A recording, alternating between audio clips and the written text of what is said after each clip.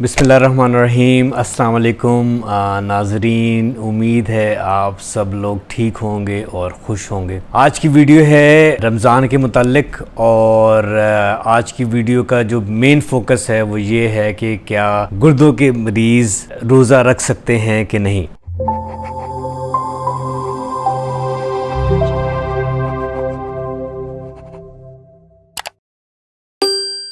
इस वीडियो को स्टार्ट करने से पहले मैं एक चीज़ बता दूं कि जब हम रोज़ा रखते हैं, जब हम फास्टिंग करते हैं तो हमारी जिस्म में क्या जो मेन चीज़ होती है वो क्या हो रही होती है हमारे जिस्म के अंदर। तो जो मेन चीज़ होती है, इसके अलावा भी और चीज़ें होती हैं, वो हमारा ब्लड शुगर लेवल जो होता है, हमारे जो ग्लूकोज लेवल होता है, बहुत ऊपर जाता है और बहुत नीचे आता है जब हम फास्टिंग करते हैं। ये जो है ये बात ठीक नहीं होती, मेडिकली स्पीकिंग ये बात ठीक नहीं होती, क्योंकि जब हम सैरी करते हैं और ज़ाहिर है उसमें ज़्यादा खाना खाते हैं ताकि हमारा रोज़ा आसानी से गुज़र सके, तो हमारा ब्लड शुगर लेवल फिर शूट कर जाता है।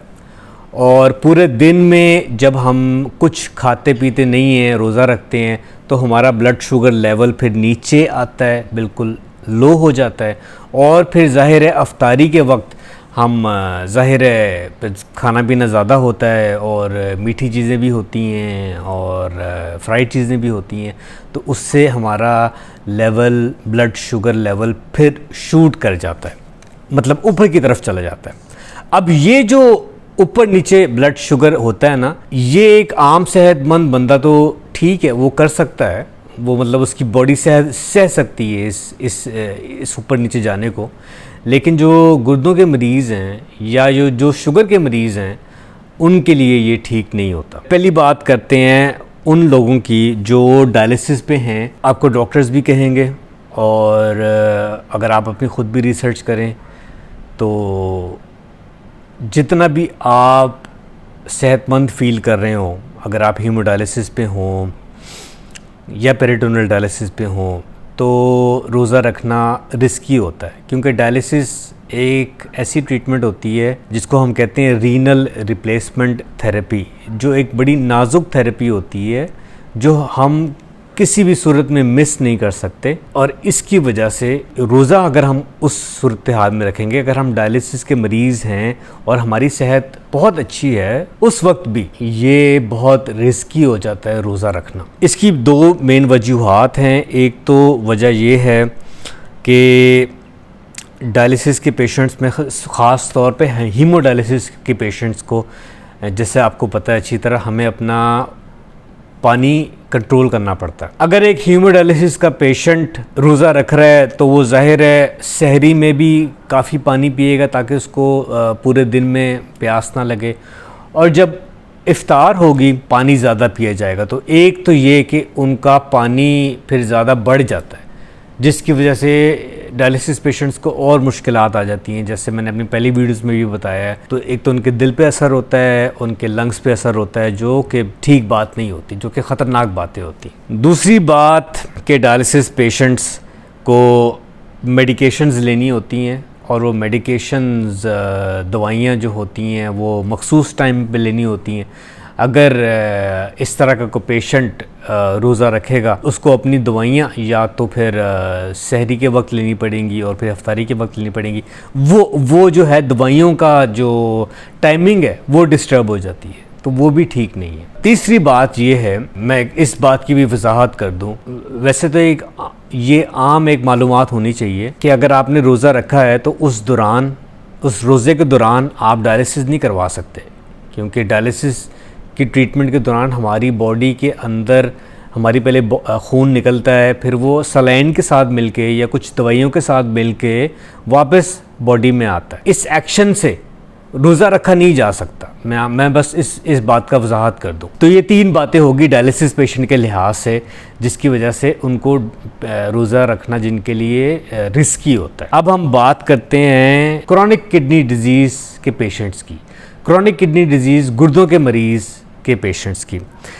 अगर तो गुर्दों की बीमारी के शुरू के स्टेजेस है, मतलब अभी गुर्दों की बीमारी शुरू की पहली स्टेज है, लेट्स सपोज, और डॉक्टर ने आपको कुछ ख़ास परहेज़ नहीं किया हुआ, कुछ दवाइयाँ आपको बस प्रिस्क्राइब की हुई हैं, उस केस में डॉक्टर के मशवरे के साथ गुर्दे के मरीज़ जो हैं वो रोज़ा रख सकते हैं, ठीक है। और वो तब रोज़ा रखें जब वो फील करें, जब वो महसूस करें कि वो सेहतमंद हैं और वो इतना अरसा जो है बग़ैर खाने पीने के जा सकते। ये उन पेशेंट्स की बात हो रही है जिनकी गुर्दों की बीमारी अभी शुरू हुई होती है, पहले स्टेजेस में होती है। लेकिन अगर गुर्दों की बीमारी आखिरी स्टेजेस पे आ जाए, मतलब पेशेंट अगर अभी डायलिसिस पे नहीं गया लेकिन वो आखिरी स्टेजेस हैं, मतलब कि सांस फूल जाता है या स्वेलिंग हो जाती है या और कोई मतलब थकन होने शुरू हो जाती है, ये होती है आखिरी स्टेजेस। ये अभी पेशेंट डायलिसिस पे नहीं गया होता, लेकिन ये आखिरी स्टेजेस होती हैं गुर्दों की बीमारी पे। इस स्टेज पे अगर आप रोज़ा रखेंगे तो वो फिर और रिस्की हो जाता है गुर्दे के लिए और आपकी ओवरऑल हेल्थ के लिए। तो आखिरी स्टेजेस पे रोज़ा रखना डॉक्टर्स भी आपको कहेंगे कि नहीं रखना चाहिए, बहुत रिस्की हो जाता है। तो ये बात थी गुर्दों के मरीज़ों की। मरीज़ जिनका ट्रांसप्लांट हो गया हुआ है, क्या वो रख सकते हैं रोज़ा कि नहीं रख सकते रोज़ा? इसमें भी 2-3 बातें बड़ी ज़रूरी हैं, बड़ी समझने वाली बातें हैं। जब ट्रांसप्लांट हो जाता है, ट्रांसप्लांटेड किडनी को चलाने के लिए दवाइयाँ लेनी पड़ती हैं एक मखसूस टाइम पे, 12 घंटे के फासले में या दिन में 8 घंटे के फासले में, जो भी डॉक्टर्स जिस तरह भी आपको अपनी मतलब प्रिस्क्राइब करते हैं दवाइयाँ। अब जाहिर है जब हमने रोज़ा रखा होता है तो हम दवाइयाँ तो खा नहीं सकते, तो हमें दवाइयाँ फिर एडजस्ट करनी पड़ेंगी। तो उससे भी अगर हम दवाइयाँ एडजस्ट कर लेंगे अपनी, जैसे सहरी के वक्त कर लेंगे और इफ्तार के वक्त कर लेंगे, तो वो भी ठीक नहीं है ट्रांसप्लांटेड पेशेंट के लिए और ट्रांसप्लांटेड किडनी के लिए। ये दवाइयाँ ऐसी दवाइयाँ होती हैं जो बहुत ज़रूरी होती हैं। ये दवाइयाँ ऐसी दवाइयाँ होती हैं कि अगर आप मिस नहीं कर सकते। अगर आप खुदा न खास्ता ये दवाइयाँ मिस कर देंगे तो गुर्दा, जो ट्रांसप्लांटेड गुर्दा होता है, उसके फेल होने के चांसेस होते हैं। तो एक तो ये बात। दूसरी बात, जिन लोगों का ट्रांसप्लांट हुआ होता है उनको डॉक्टर्स कहते हैं कि जी आपने इस गुर्दे को, एक तो दवाइयाँ खानी है, दूसरा आपने गुर्दे को सेहतमंद रखने के लिए पानी बहुत ज़्यादा पीना है। गुर्दा आप समझ रहे हैं कि एक मशीनरी है और उस मशीन को चलाने के लिए पानी चाहिए होता है। अगर डिहाइड्रेशन हो जाएगी तो वो भी गुर्दे के लिए बहुत रिस्की है, उससे भी गुर्दे को बहुत नुकसान पहुंच सकता है। तो जाहिर है फिर इस दूसरे पॉइंट से भी हम इस नतीजे पे निकलते हैं, ट्रांसप्लांटेड किडनी के पेशेंट रोज़ा रखेंगे तो उनको जाहिर है उनको डिहाइड्रेशन हो जाएगी, क्योंकि वो दिन में 12 या 14 घंटे उन्होंने खाने पीने से परहेज़ करना होता है, तो वो भी बहुत रिस्की होता है ट्रांसप्लांटेड किडनी के लिए। इस वजह से भी ट्रांसप्लांटेड किडनी जिन पेशेंट्स की होती हैं उनके लिए रोज़ा रखना डॉक्टर्स रेकमेंड नहीं करते। और मैं भी ये कहूँगा कि अगर आपका ट्रांसप्लांट हुआ है, देखिए ट्रांसप्लांट करने में किसी अजीज़ ने आपको सेक्रीफाइस करके अपना गुर्दा दिया है, आपने हो सकता है कि बहुत महंगी ये सर्जरी कराई हो, आप महंगी दवाइयाँ ले रहे हैं, तो इसका कोई फ़ायदा नहीं है कि आप रोज़ा रख के तो इस सारे अमल को आप ख़तरे में डाल दें और आपकी किडनी को नुकसान पहुँचे। तो बेहतर यही है कि ट्रांसप्लांटेड किडनी वाले लोग भी रोज़ा ना रखें। ये बात हो गई पेशेंट्स के लिहाज से, गुर्दों के मरीज़ों के लिहाज से। अब थोड़ी सी बात कर लेते हैं, क्योंकि ज़ाहिर है ये अमल होता है अल्लाह ताला को राज़ी करने का, ये अमल होता है अपना ईमान ताज़ा करने का। अल्लाह ताला भी और इस्लाम भी इजाज़त देता है इन लोगों को जिनकी दायमी बीमारी होती है, जिनकी लॉन्ग टर्म बीमारी होती है।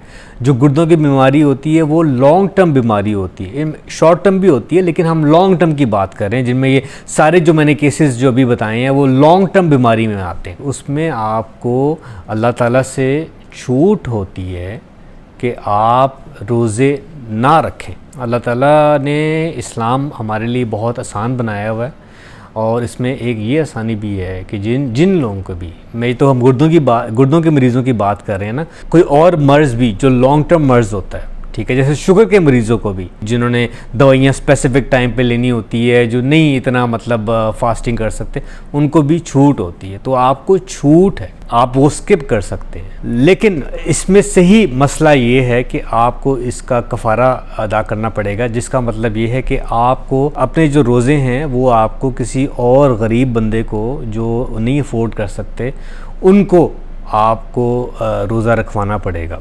मतलब ये आपको छूट तो है इस बीमारी की वजह से, लेकिन फिर भी आपने किसी ऐसे शख्स को जो अफोर्ड ना कर सके, जो सेहतमंद हो, उसकी सहरी का, उसकी अफ्तारी का, उसकी बाकी खाने पीने का इस रमज़ान के दौरान उसका आपने उनको राशन दे के या जो भी अपने घर में खाना खिला के या जैसे भी है, आपने उसका कफ़ारा अदा करना है। ये इसकी इस्लामी मसलहत है। और एक बात मैं कहना चाहूँगा, देखें रमज़ान में ज़ाहिर है हम रोज़ा तो रखते हैं और हमारा दिल चाहता है रोज़ा रखने का, लेकिन सिर्फ़ रोज़ा रखना इसमें नहीं आता।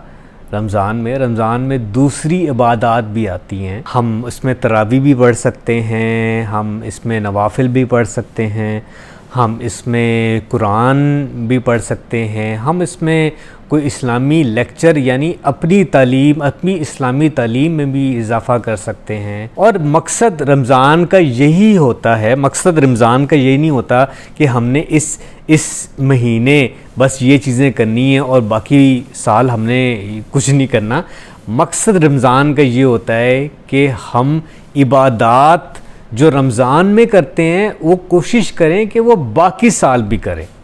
तो और ये जो बाकी जो मैंने इबादत की बात की है, जैसे एक्स्ट्रा नवाफिल पढ़ना या कुरान पढ़ना, अपनी तिलावत को इम्प्रूव करना, अपनी कुरान के बारे में या दीन के बारे में कोई सबक हासिल करना, आप रमज़ान के वक्त भी कर सकते हैं, इसकी भी बहुत फजीलत है। और रमज़ान के बाद भी आपने ये चीज़ें जारी रखनी हैं। तो इससे आप अगर आप गुर्दों के मरीज़ हैं और आपको अगर मना है रोज़ा रखना, तो आप किसी एहसास कमतरी का शिकार ना हो। आप बाकी इबादत ज़्यादा कर लें, आप कुरान ज़्यादा पढ़ लें, आप नवाफिल ज़्यादा पढ़ लें और वो सारा साल फिर जारी रखें। उम्मीद है कि इस वीडियो से आपको क्लैरिफिकेशन मिल गई होगी। उम्मीद है आपको वीडियो पसंद आई होगी। अगर आपके पास कोई भी कमेंट है या कोई भी सवाल है इसके लिहाज से, रमज़ान के लिहाज से, तो वो हमारे साथ ज़रूर शेयर करें, कमेंट्स में शेयर करें। मेरे नीचे अपना नंबर दिया हुआ है, वो ज़रूर अगर आप मुझसे बात करना चाहें तो वो आप कॉल करके या व्हाट्सएप करके बात कर सकते हैं। अगली वीडियो तक के लिए अल्लाह हाफ़िज़।